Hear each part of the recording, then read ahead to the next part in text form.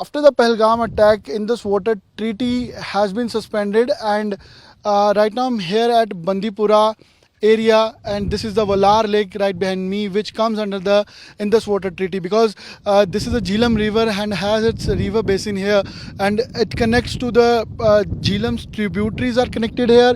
Water from Kishan Ganga that comes from Gurres, where the 330 megawatt hydroelectric project has been established in Gurez, so that also that water via tunnel also connects here.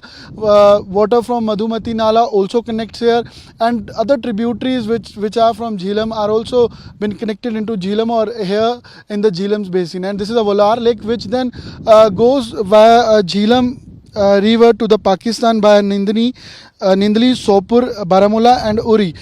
So this is a 190 square kilometer river basin, Valar Lake, which has the connectivity of Jhelum's tributaries, which are connected here. So when the condition is uplifted, the treaty has been suspended. So the conditions to the treaty and this water and the rivers, particularly Jhelum, Chenab, and Indus, is also uplifted. So it has to be seen in coming days that what sort of their usage is being handled, and because data sharing conditions and other restrictions that were placed by Indus Water Treaty are also uplifted now. With video journalist Neeraj Kumar, this is Aman Bhardwaj from Bandipura, India Today.